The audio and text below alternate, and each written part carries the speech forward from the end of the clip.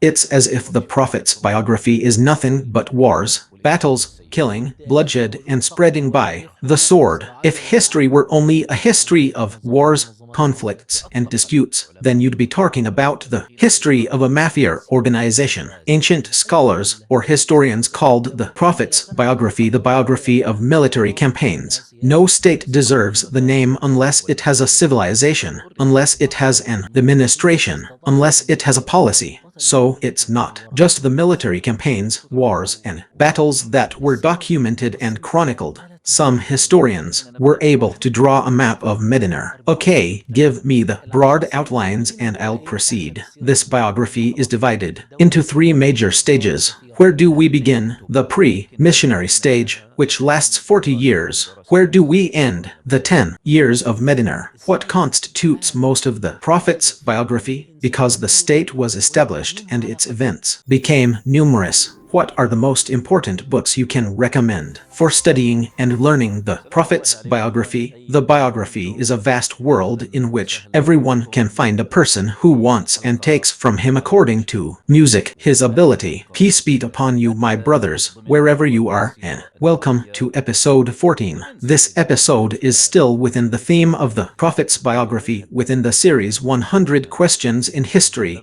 whose regular guest is Professor Muhammad Al-Harmi. Welcome, Professor Muhammad. May God bless you, Abu Al-Harith. May God reward you for what you present to us in this series, and may God reward you, sir, for this hosting and this today, or in this episode, I will ask you questions 28, 29, and 30. With this, God willing, we will have concluded the theme of the Prophet's biography and move, God willing, to the theme of the rightly guided caliphate. And then the dynamic, huge, and significant discussion will begin in our Islamic world, or the history of our broad Islamic history. We have reached question number 28. Professor Muhammad, the second question says that the ancient scholars speak, or believe, or see, that the Prophet's biography, or let's say the ancient scholars or historians called the Prophet's biography the biography of the battles, or it's as if his biography consists only of wars, battles, killing,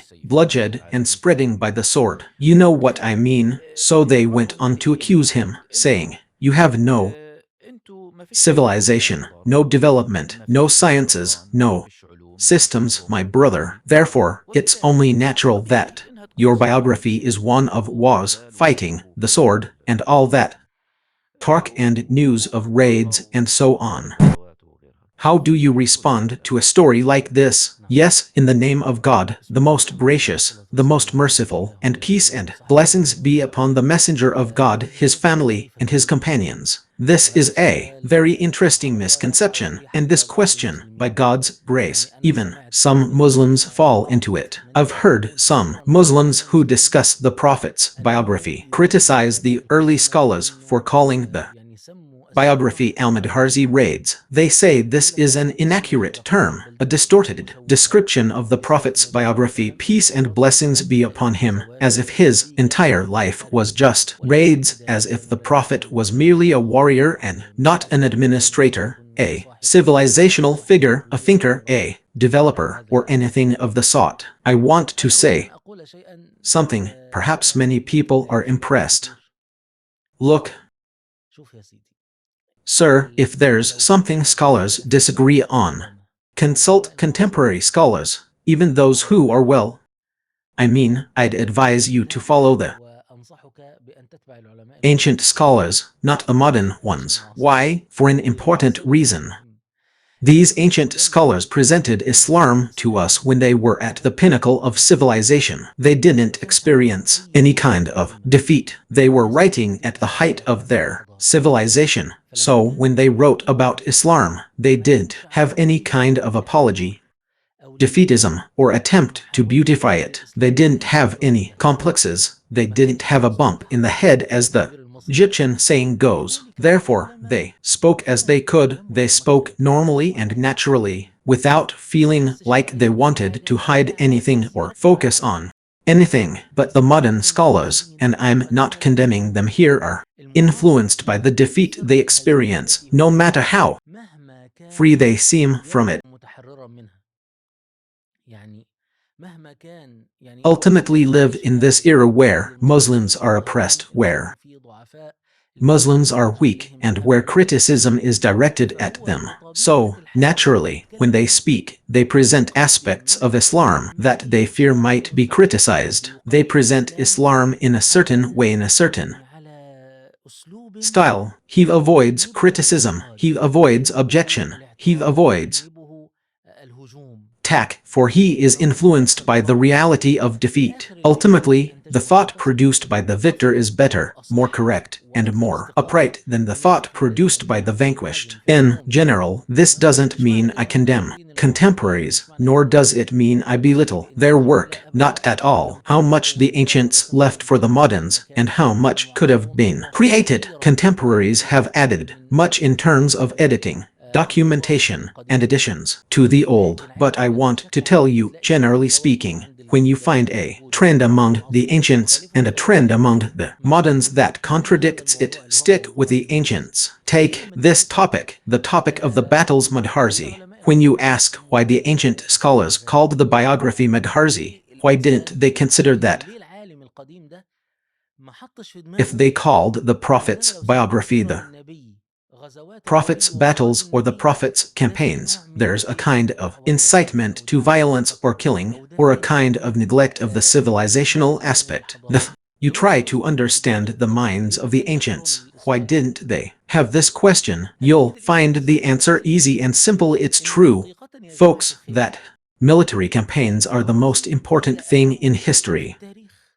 Wars are the most important thing in history. Remember when we talked about political history and cultural history, which is more important? We said that political history is more important because it precedes cultural history. No nation has been able to build its civilization after its armies and soldiers established it and secured it. Only then did stability begin, and only then did civilization begin. So, when you want to study the movement of any country, the movement of any empire, you find yourself studying its wars and its political history. Now, if you want to look at any book on Western history, the history of France, the history of Britain, you'll find that the book describes the political history, which is the history of wars, conflicts, and disputes. When you want to look at cultural history, you go and look for the history of civilization in France, the history of philosophy, the history of thought, the history of literature, the history of music, the history of architecture. A real history, the one that expresses the history of the country you want to study, is the history of wars, frankly. Therefore, the term Magharzi military expeditions became prevalent in the biography of the Prophet, peace and blessings be upon him, because the most important aspect of writing this history is not that it was a call to take up arms, nor does it mean that it was a call to neglect civilization and development. No, but the man who wrote the Prophet's Magharzi didn't have the complex of having to say, yes, indeed, the Prophet's biography included Magharzi, and he didn't feel obligated to say, but, note, there was a civilization, by God, but I didn't include it in this book, go look for it in another book. He didn't have this complex. He wrote the Prophet's Magharzi in this simple way. That's the secret. Now, does this mean that there was no civilization or science? How so? No state deserves the name of state unless it has a civilization, unless it has administration, unless it has politics. Otherwise, it becomes a history of bandits or gangs. There is no state without civilization. If the only existing history is a history of wars, conflicts, and disputes, then you are talking about the history of an organization among organizations. The mafia is the history of an armed gang, not the history of a state. Since you mentioned a state, since you mentioned a nation, then there is a state, and therefore there are manifestations of civilization. Here, I draw attention to some interesting books that, despite their beauty and fame, I feel are often overlooked. One such book is The Administrative Arrangements by the renowned Moroccan scholar Sheikh Abul Hayy al-Qatarni. This book has an interesting story. Remember when Ali Abdul Razik in Egypt published his book Islam and the Foundations of Governance, intending to argue that Islam doesn't have a state and that the Bakir al-Muti and Sheikh Mohammed al-Qudari Hussein, Dr. Muhammad Amari compiled these responses in a book titled Islam and the Foundations of Governance, which is essentially a reading of Islam and the responses to it. Professor Jalkisht also responded to it, as did many others, including Abul Hay al-Qatarni. In his book, The Administrative Arrangements, he took a different approach. These people followed the path of proving the existence of the state in Islam and that their prophet was its head. This one took a different approach, saying, let's look at the manifestations of the state that existed during the prophet's life, its structure, and its administrative tasks. He then cited a book by Imam al-Khuzai called The Extraction of Auditory Evidence. This book aimed to discuss the prophet's roles in the state. Abd al-Hayy al-Qatarni added to it, expanding its chapters, and then added more chapters to it, resulting in the administrative arrangements or the system of prophetic government. It's a very beautiful book because it tells you about those whom the prophet appointed as scribes, messengers, guards, the first to build certain things, the first to establish markets, the first to light the mosque, the first to make the pulpit, the circles of knowledge, the companions who specialized in knowledge, and the students in the house of reciters. It's like the seed of a school in the house of reciters. For example, you even find this in the hadiths of the Prophet, peace and blessings be upon him. Some of the manifestations I mentioned to you include the making of the pulpit and the lighting of the mosque, which transformed the mosque from being dark at night to being illuminated. There's also the hadith of the slander, the hadith of Aisha, may God be pleased with her, where she speaks about the slander incident. She says that before we had latrines in our homes, there was a place where people would go to relieve themselves. But during the time of the Prophet, peace and blessings be upon him, something happened, meaning urban development, that began to be built in houses with bathrooms. These are all manifestations that existed during the time of the Prophet, peace and blessings be upon him, and a kind of development occurred. Of course, when you see the construction of the mosque, then the expansion of the mosque, and then the building of the trench, and what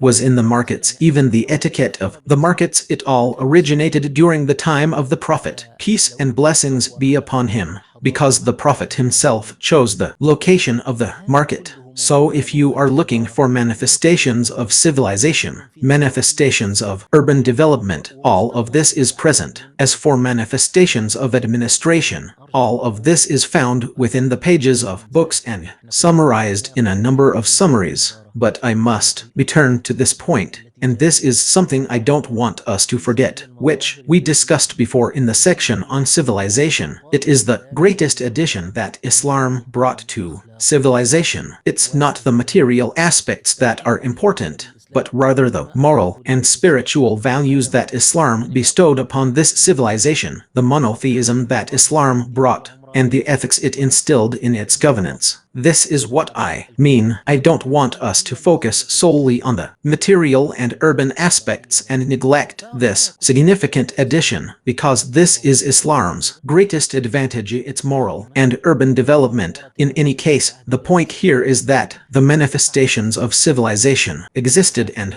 developed during the time of the Prophet, peace and blessings be upon him, and its buildings expanded. You know, in the hadith of Abu Dihar, if you see a building reaching Mount Salar, then do not remain in Medina. Abu Dihar witnessed this building reaching Mount Salar. The Prophet, peace and blessings be upon him, said to Adi ibn Haytham al-Tai, our captive traveler from Sena to Hadramaut fears none but God and the wolf for his sheep. So you are talking about a state of widespread security, to the point that a person could travel alone and fear nothing except the wolf taking his sheep. and an abundance of wealth. In any case, the point is, here, the Prophet had all the trappings of a state: workers, employees, chamberlains, guards, scribes, ambassadors, and messengers. A Prophet adopted a ring. What? Yes, a seal, a ring to seal letters and correspondence. Yes, why? Because he knew that the kings of Persia and Rome would not read a letter unless it was sealed, so he adopted a ring. Peace and blessings be upon him. This was a diplomatic move that did not exist in Medina, and certainly not in Mecca. No one was obliged to correspond with the king of Persia and the king of Rome. Likewise, he adopted the pulpit, and so on. This is all documented and written down. So, it's not just the battles, wars, and campaigns that were documented and recorded. No, not everything is written down. It's all found in the books of hadith. I mentioned some of the books that were dedicated to this topic. There are books on urban development during the time of the Prophet, peace and blessings be upon him. Specifically the urban development in Medina during the time of the Prophet, peace and blessings be upon him. The information is so readily available that some historians were able to draw a map of Medina from the descriptions. The information I'm referring to is that Dr. Hussein Maumis, in his book Atlas of the History of Islam, drew a map of Medina. I mean, the information is available, documented, and readily available. But when I talk about the important history of any nation, it's natural to talk about its political history, which is the history of conflicts and wars. So, the ancients didn't have a problem calling the Prophet's biography the Prophet's campaigns, may God bless him and grant him peace. It's like when you read the history of any country, if someone came along and called that book the wars of this country, the book would still work. It would accurately reflect its content. So, yes. Now, if we want to summarize this question, Professor Muhammad, what can we say in one sentence? Political history, which is the history of wars, is the most important part of any country's history. That's why the Prophet's biography, may God bless him and grant him peace, is called the campaigns by some. While architectural landmarks exist and some have even categorized them, they aren't called history. These architectural features aren't history. Let me add one last thing. Not everyone called the Prophet's biography the campaigns. The biography of the Prophet, peace and blessings be upon him, the prophetic biography, the biography of the Messenger of God, peace and blessings be upon him. We are only talking about what they called the Magharzi military expeditions. The second part of this is the addition I was asking you about, what is meant by contemporary and ancient scholars. When did the ancient scholars end and when did the contemporary scholars begin? What is meant by them? Yes, just so that the contemporary scholars know who they are. I usually say that the modern or contemporary scholars are those who, within the last 200 or 100 years, grew up under foreign occupation and domination in our lands. These people, as much as they performed a very great duty in defending the religion, were influenced by the dominant culture against their will. And you can imagine that I am saying this while I am not influenced by some of it. Some of it is known to me, and I sense it within myself. I know it. I see, while I am speaking, what I need to say so that it is not misunderstood, and some of it is not. God willing, our generations that will be liberated will be safe. So you're going to say that our brother Muhammad al-Ham was influenced by the prevailing culture in such and such Kenyan. Okay, question number 29. Professor Muhammad, and here, sir, you need to gather all the cells, all the nerves, and all the hormones and concentrate because you want to summarize the world for us. Yes, look, of course, Professor Muhammad has a very beautiful series that I follow. Professor Muhammad, may God reward you for it. It's the series on the Prophet's biography. May God bless you. You want to tell me the professor has reached episode number 45 now. It's almost 49. I don't have time. By the way, Professor Muhammad, I've reached episode 33, God willing, but when do I watch it? I mean, I watch the episode while I'm driving every time I go and every time I come back in this short time, because my house is close from here. I've reached episode 33, so if you have time, go and watch it. This series is very important. Why did I say this? Because, Professor Muhammad, I want to tell you that when someone comes to the Prophet's understand it thoroughly, we would know the backbone and the map of their من أين نبدأ؟ أين ننتهي؟ جميل. طيب. طيب ماشي، أنا أجمّع خلاياي والجماعة أيوه المشاهدين يجمّعوا أعصابهم. شوف يا سيدي، سيرة نبينا صلى الله عليه وسلم، نبينا صلى الله عليه وسلم توفي وهو في ال63 من عمره. نعم. فإحنا كل السيرة النبوية دي 63 سنة، تمام؟ biography. It's divided into three major stages. I'll simplify things now. Three major stages. The pre-mission stage, which is 40 years from the birth of the Prophet, peace and blessings be upon him, until his mission, because he was sent at the age of 40. The second stage is the call to Islam, or the Meccan period, which extends for 13 years, from 40 to 53 years. Then there's the state stage, or the Medinan period, which spans from the first year of the Hijra to the 11th year, the Hijri year, and the Prophet died in Rabi al-Awwal 11, meaning 2 months into the 11th year. So the Prophet, peace and blessings be upon him, lived for 13 years, totaling 63 years of his mission. Of these, 23 years were spent in Mecca and 10 in Medina. Here's something interesting. These periods are reversed in terms of duration. If you look at any book on the Prophet's biography, you'll find that the first 40 years of the Prophet, peace and blessings be upon him, occupy the smallest portion. The 13 years in Medina are larger than the 40, but smaller than the 10 years in Medina. The 10 years in Medina comprise the majority of the Prophet's biography because the state had already been established and many events had occurred. So, while the 40 years are the longest in terms of duration, they cover the smallest area. Now, this first phase is relatively easy. We'll say the entire 40 years with the Prophet, peace and blessings be upon him, and the details within it. His birth, his infancy, his childhood meaning his youth, his marriage, and his manhood, peace and blessings be upon him. All of this is one stage. Now, let's look at the two stages that contain many events. We'll try to divide them into subdivisions. So, for example, the 133 years of the Meccan period, which is the stage of the call to Islam, and the stage of the message where the Prophet conveys the call. The Prophet says, say, there is no God but God, and you will prosper. The Prophet spreads this idea. How do we divide these 13 years? The first 3 years are called the private call. When the revelation first came to the Prophet, peace and blessings be upon him,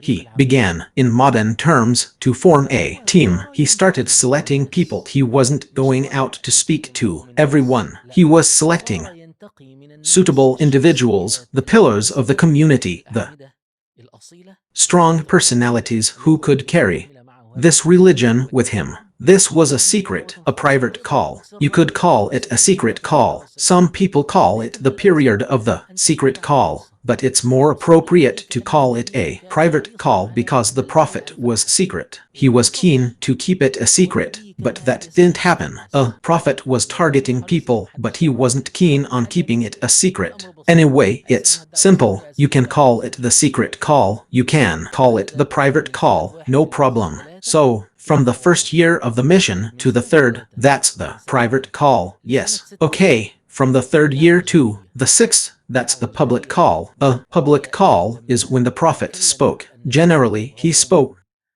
first to his clan and warn your closest relatives, and then he spoke to the Quraysh. This is the moment when the persecution and oppression began. So we have 3 years. What can we call them? Persecution and oppression. From the 3rd to the 6th, these are years of hardship, very difficult years for the Prophet, peace and blessings be upon him. This ends in the 6th year of the mission. In the 6th year, a development will occur that represents a leap for the Muslims, which is the conversion of Hamza and Umar. Strong figures with status in the Quraysh began to enter Islam. So what happened to the Muslims? A leap forward.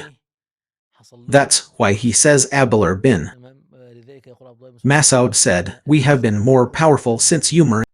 Islam. Umar's conversion was a huge leap forward. Muslims, who might sometimes neglect their religion, didn't do so before that. This was in the 6th year, from the 7th to the 10th year. These were the years of the Great Siege. These were the years when, of course, the Quraysh saw that their Muslims were starting to gain land and that people were starting to convert to Islam. They wanted to assassinate the Prophet, peace and blessings be upon him. When they wanted to assassinate him, Abu Talib, his uncle, took his tribe, Banu Hashim, into their valley to protect Muhammad, peace and blessings be upon him, from assassination. When they entered the valley, we can say it's a neighborhood in modern terms. When they entered the valley, the Quraysh declared a siege and boycott of Banu Hashim. They wrote a document, a constitutional declaration, on or in the Kaaba, that they would not sell to Banu Hashim, nor buy from them, nor marry them, nor would they marry their women, and that they would not sit with them. This period was a siege of 7 years, a siege of 3 years out of 7 years, starting from the 7th year. From the beginning of the mission until the 10th year, you could say the siege was a period of intense effort, but it demonstrated that the Muslims had become a unified force. Yes, and that the Banu Hashim were still protecting their man and not imposing their will on him. Yes, at the 10th year, the Prophet, peace and blessings be upon him, began searching for land to spread his message outside Mecca. We have been here for 10 years, so it became clear that the leaders of Mecca, the Quraysh, would not accept Islam. So, starting in the 10th year, the Prophet began presenting himself to the tribes. He started going outside Mecca, going to Taif, but Taif rejected him harshly. He presented himself to the other tribes until he met the group from Medina who had embraced Islam. Then they pledged allegiance to him in the first pledge of Kaaba and the second pledge of Kaaba in the 11th and first years of the mission. Then they welcomed him in Medina. So, this is how the Meccan phase was 3 years of dedicated preaching, 3 years of apparent weakness, 1 year in which the Muslims made a leap forward, 3 years of a major siege, and then 3 years after that, the Prophet went outside Mecca searching for land to launch his message. The call to Islam was based on the Prophet's plan to convert the leaders of Quraysh. If the leaders of Quraysh converted, Quraysh would follow, and the rest of the Arabs would follow. This was the capital of the Arabs, the idea that would dominate the Arabs. The entire narrative after that was a struggle with Mecca and Quraysh. Indeed, when Mecca was conquered, people entered the religion of God in multitudes. But when the people of Quraysh did not convert and insisted on disbelief, the Prophet began to seek guidance outside of them. So that was the Meccan phase. Now we move to the Medinan phase. The Medinan phase lasted for 10 years. We can say that the first 2 years were for building the state. The first 2 years were for building the state internally, meaning the internal organization of the state. We find in them the building of the mosque, the writing of the Charter of Al-Makr between the Muhajirin and the Ansar, and the establishment of the market. So, what does that mean? Eternal building of the state. It ends with a Battle of Badr. The Battle of Badr is considered the declaration of the Islamic State. Historians have a rule that says that every state begins with war and ends with war. The war of establishment, the war of liberation, the war of independence, and the last of them was a war of annihilation, the war of collapse, the war of disintegration. So the Muslims were truly present for 2 years, or 1 year and 9 months, as if they were a pariah state, as if they were a marginalized state, as if they were a terrorist group. When did the Arabian Peninsula realize that this was a real state? With a victory at Badr. That's why the Quran called it the Day of Distinction al-Furqan. It was proof that a group that went out to intercept a caravan was able to defeat an army that went out to fight. The birth of the regional power of the Islamic State is mentioned in the verse about the Battle of Badr. Okay, from the Battle of Badr in the 2nd year to the Battle of the Trench in the 5th year. This is another stage because the Battle of the Trench proved that the Islamic State was unbreakable and could not be ended because 100,000 people allied against it. This was the largest gathering. Storm the city, then this state was unbreakable. A verse, for the sake of breaking the chain of kinship, means in contemporary political terms that it cannot be excluded from the equation. Therefore, the very next year, the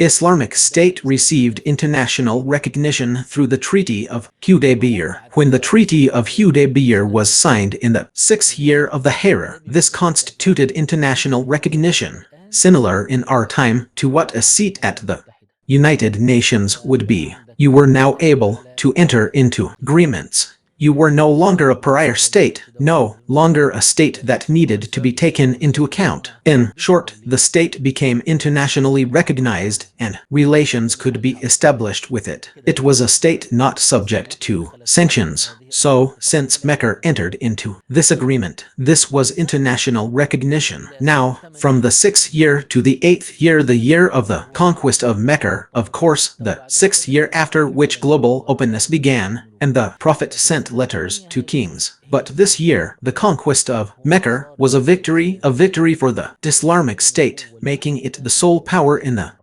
Arabian Peninsula. It was a moment of sovereignty, a moment of victory, a moment of empowerment. When the victory of God comes and the conquest, and you see people entering into the religion of God in multitudes. Quran 10:10. After the conquest, what began? The moment of global conflict and war with the Romans. We went to Tabuk in the 9th year, and expeditions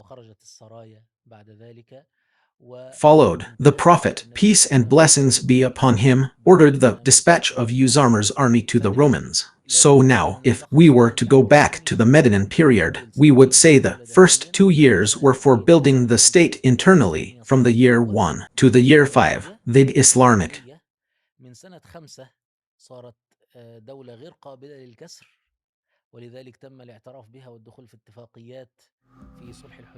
state became a regional power. From the year 5, it became an unbreakable state, and therefore it was recognized and entered into agreements, such as the Treaty of Hudaybiyah in the 6th year, the conquest of Mecca, which made the Islamic State the greatest power, the greatest regional power in the Arabian Peninsula. Yes, that was the stage. The Meccan period is dated from the beginning of the Prophet's mission to the Medinan period. We started talking about the Hijra migration. Yes, in this way. So we're paying attention. Yes, the Meccan period is from the beginning of the mission to the Hijra, and the Medinan period is from the Hijra to the death of the Prophet. Peace and blessings be upon him. Yes, okay. And this question, of course, has a summary because it is a summary of the situation of young people. So, of course, I don't imagine you got a pen and paper and took notes with Professor Muhammad Al-Harmi. But if you did get a pen and paper now, get one because the question is very, very, very important. Okay, Professor Muhammad, you have now summarized the biography for us. May God reward you. May God bless you. Now you want to complete your favor and tell us about the answer to question 30. Question 30 is in this section.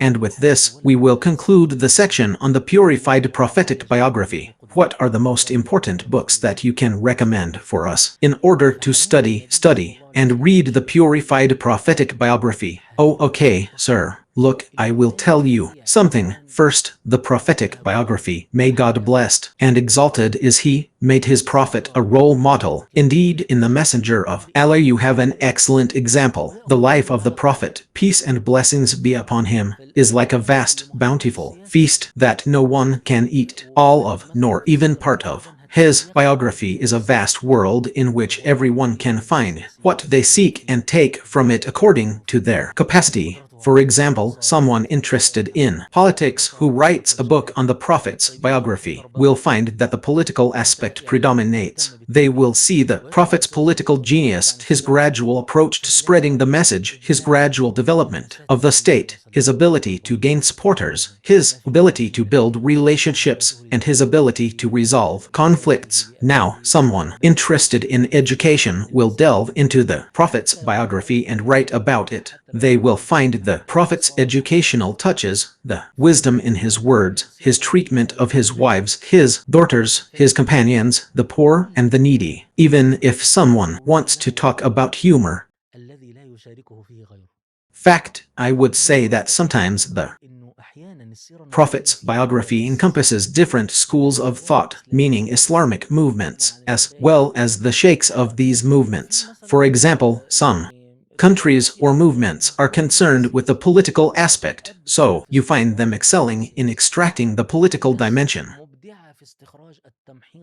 Others excel at scientific scrutiny and verification, their work being meticulous documentation. These people have produced a biography of the Prophet that categorizes every narration as authentic, good, or weak. They have excelled in this documentation. Still others are concerned with spirituality and subtleties, and they have excelled in this area. So, what I want to tell you is that what has been written on the Prophet's biography is truly vast, abundant, and generally enjoyable, especially when written by the great scholars. Of course, not everyone who has written on the Prophet's biography deserves to have their book read. Yes, but the great scholars who have written on the Prophet's biography each have a different flavor and style that cannot be replaced by another. Now, if we were to start from the lightest to the heaviest, the most enjoyable of the concise books in what I have seen is Sheikh Mustafa al-Sibai's small book called The Prophet's Biography Lessons and Insights. The book, The Prophet's Biography Lessons and Insights, is a good read to get an idea of the biography. It provides a summary of the biography, presenting the events of each stage, 1, 2, 3, 4, followed by the lessons and admonitions 1, 2, 3. It's a concise and beautiful summary book, perfect for starting to study with your children or friends, offering an initial introduction to the Prophet's biography. Write it down, young people. This book is The Prophet's Biography Lessons and Insights by Sheikh Mustafa al-Sibai, written in eloquent and elegant language. Another concise book is Wardat al-Anwar fi Surat al-Nabai al-Maktubai, Sheikh Safi al-Rahman al-Mubarakuri al-Hindi. Sheikh Safi al-Rahman was one of those who specialized in the biography, dedicating most of his life to it and writing several books, the most famous of which is Al-Rahiq al-Maktum, the Sealed Nectar, which was very well received. Sheikh Safi al-Rahman al-Mubarakuri summarized his research on the biography in this book, Wardat al-Anwar, which you will find to be the most concise book. He is meticulous in his information because he also lived for a long time in Saudi Arabia. Sheikh Safir al-Rahman was interested even in knowing the places and his involvement in them. This book, Wardat al-Anwar, is a small, concise, and very nice book, slightly larger than Sheikh Mustafa al-Sibai's, but it is a summary of the Prophet's biography. Okay, here's the second book. Let's increase the number of pages a bit. For example, you'll find the book by Sheikh al-Gharzali. May God have mercy on him. Sheikh al-Gharzali wrote a book called Fiqh al-Surar. Interestingly, Sheikh al-Albarni came along and analyzed the hadiths in this book. Sheikh al-Albarni was impressed by the book and served it well by pointing out the things where Sheikh al-Gharzali included weak hadiths. Al-Albarni indicates that the hadith is weak. Of course, there are two approaches to this subject. Sheikh al-Gharzali's approach is that a weak hadith, as long as its meaning is sound, can be used as evidence. That is, as long as the meaning is found in Quranic verses or other authentic hadiths, then it can be used as evidence. Of course, Sheikh al-Albarni is a scholarly school. He doesn't consider the weak and the authentic. Okay, even if the meaning is correct, We are pointing to the important weakness. Sheikh al-Ghazali, meaning, he liked what al-Barni did, abandoned the book, and the book was published by Dar al-Shorouk with this verse in this form. The advantage of this book, Sheikh al-Ghazali's book, is that Sheikh al-Ghazali is a literary, emotional, and passionate man, preoccupied with expression. So when you read about the Prophet, peace and blessings be upon him, you experience a piece of intense emotion. Even Sheikh al-Ghazali himself, in a way I will never forget, says, I do not speak about Muhammad as a researcher speaks about his subject, but rather as a soldier speaks about his commander and a student about his teacher. Wow! So you read a book containing the most important meanings, the most important and beautiful meanings that a reader of the biography should extract, along with such elegant and literary. Sheikh Ali al-Salabi's book, May God Preserve Him, the well-known Libyan historian, Al-Sira al-Nabawiyya, the prophetic biography, which presents facts and analyzes events. This book was printed in a large volume and sometimes in smaller print. 2 volumes by Sheikh al-Salabi. Sheikh al-Salabi is distinguished in his compilation. The books he writes draw upon a vast number of sources. Since there is so much written on the Prophet's biography, Sheikh al-Salabi's ability to compile them makes his book like a distilled essence. It's rare to find something on the Prophet's biography in al-Salabi's book and not find it. It's very rare indeed. And what is its structure? As I told you, it's a distilled essence, a collection of a great many sources. So, what does his structure do? He presents events at each stage, but in greater detail than Sheikh al-Sabai. Then he analyzes the events, drawing lessons, insights and benefits. And then, you find in al-Salabi's book the essence of the minds of Muslim scholars who wrote on the Prophet's biography. Sheikh al-Salabi rarely contributed his own writing. It's very rare. Therefore, this book is the distilled essence of the minds of Muslim scholars who wrote on the Prophet's biography. It's a beautiful book, very beautiful indeed. So, what is this? This is a certain level. Yes, this is a certain level. If we move to a slightly higher level, this level is for those who want to delve in but don't want to specialize a lot. I mean, okay, that's good. You have 5 books, right? Read them and study them. Okay, 4 books, we mentioned them. Yes, let's add to the previous level. Since we're talking about benefiting from the book The Dynamic Approach to the Prophet's Biography by Sheikh Munir al-Ghaben. Sheikh Munir al-Ghaben is a man who dedicated his life to the Prophet's biography. In this book, he admired the approach of the martyr, Sayyid Qutb, may God have mercy on him. In his interpretation of In the Shade of the Quran, Sheikh Sayyid Qutb would present the theme of the surah and the central image so that the reader sees the surah as a unified whole, not as separate pieces on many topics.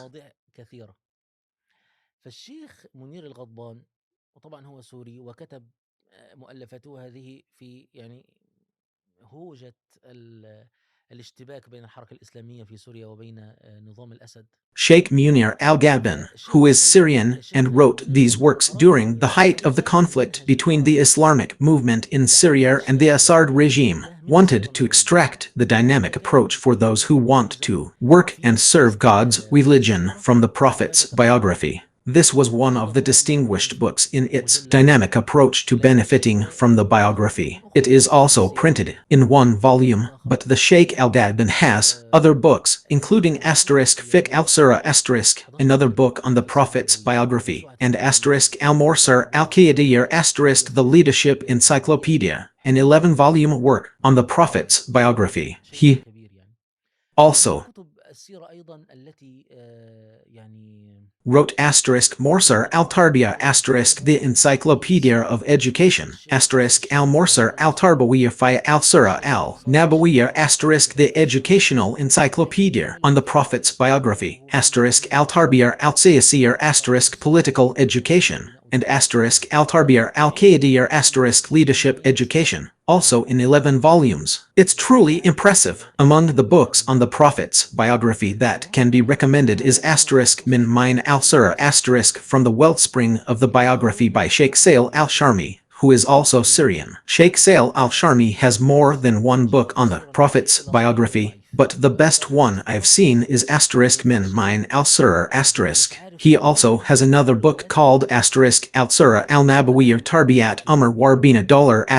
The Prophet's biography raising a nation and building a state. I think *min Mine al-Sura* is superior, but overall, it's a beautiful book. Now, if we consider those who want to specialize or expand their knowledge, we should start with books that distinguish between authentic and weak narrations in the Prophet's biography. If you want to specialize, you can't be ignorant of the different levels of authenticity in the narrations within the period of the Prophet's life, gathering and analyzing all the relevant hadiths to identify the authentic narrations. Dr. Akram Dir al-Umri then compiled this work into his book. Around the same time, another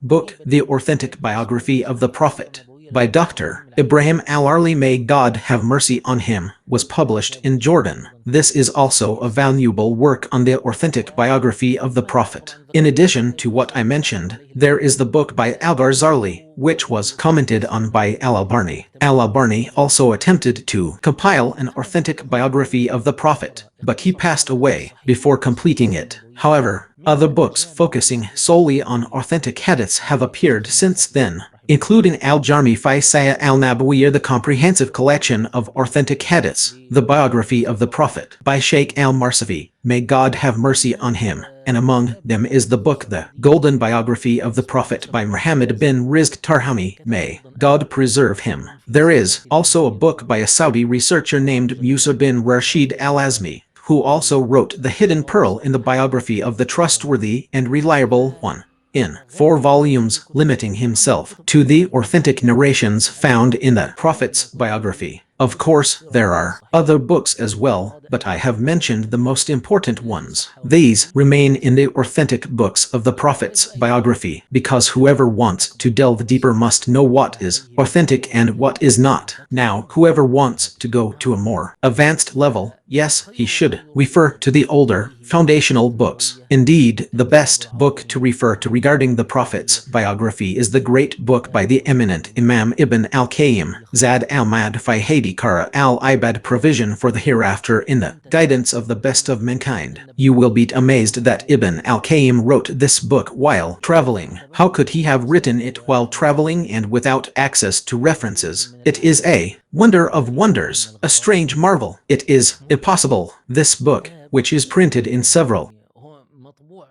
volumes, was printed in one huge volume. 8 or more volumes were printed on it. This book by Ibn al-Qayyim is meant to convey the Prophet's guidance. He named it *Zad al-Mad*, meaning provisions for the day of resurrection, based on the guidance of the best of mankind. It covers the Prophet's guidance in prayer, zakat, marriage, fasting, charity, treatment, and medicine. He also dedicated a section to his guidance in fighting during battles and included the Prophet's biography. This is a vast and comprehensive work of knowledge, and Ibn al-Qayyim's insights and analyses within it are remarkable. It is truly one of the best sources to drink from the wellspring of Ibn al-Qayyim's work. Anyone familiar with Ibn al-Qayyim's books understands their value. Of course, one can also refer to Ibn Hisham's biography, which is the primary source. Ibn Hisham's biography is an abridgment and refinement of Ibn Ishq's biography. Later scholars provided commentaries on it, and you can find explanations of it in * Subul al-Hudawar al-Rashad * and * al-Rard al-Anaf * by al-Suhaili.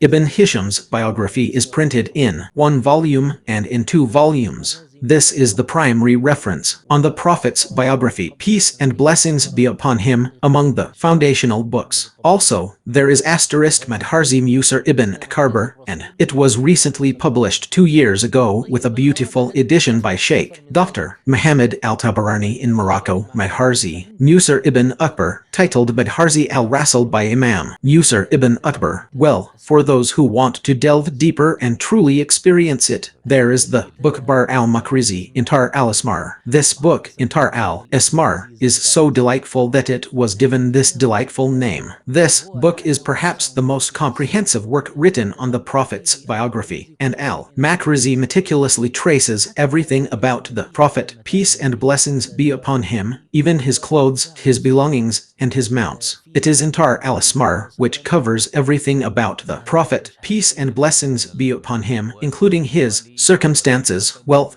possessions, and belongings. Yes, it traces everything that could be said about the Prophet, peace and blessings be upon him. Another great book that one enjoys reading is Dalil al-Nubur by al-Bayhaqi. Dalil al-Nubur by al-Bayhaqi is the most comprehensive book I have seen on the subject.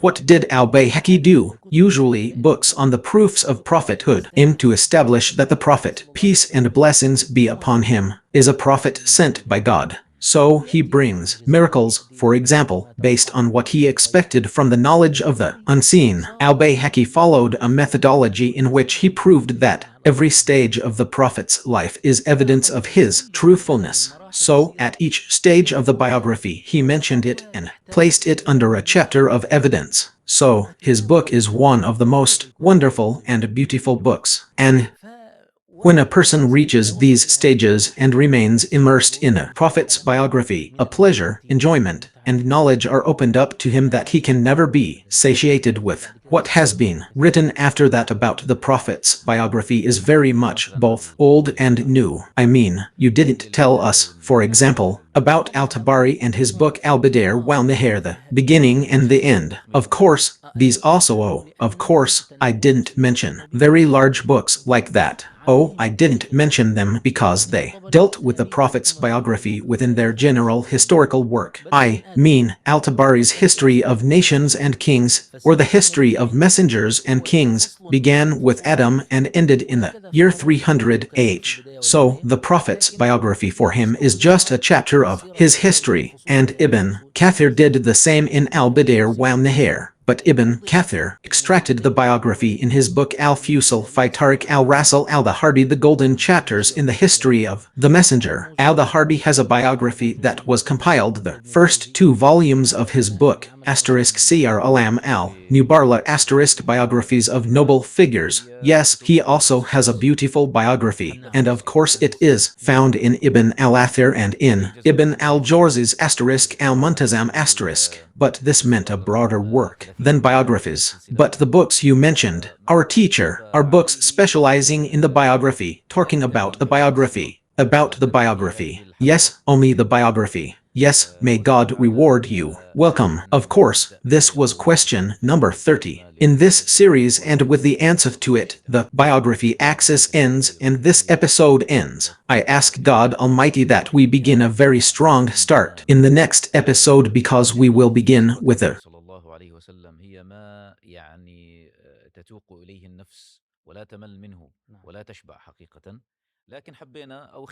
axis of the rightly guided caliphate. Yes, there is much more to talk about. And, of course, the idea of talking about the biography of the Prophet, peace and blessings be upon him, is something the soul yearns for and never tires of, never gets enough of. But we wanted, or rather, we chose, let's say, questions in order to cover the biography axis. I ask God Almighty that we have succeeded in that. Thank you very much, Professor Muhammad. Welcome, and my dear brothers, thank you very much until we meet in the next episode of this series, 100 Questions in History. May God protect you. To watch more programs about Islamic history and to learn about its events, victories, defeats, leaders, and scholars, its events and secrets.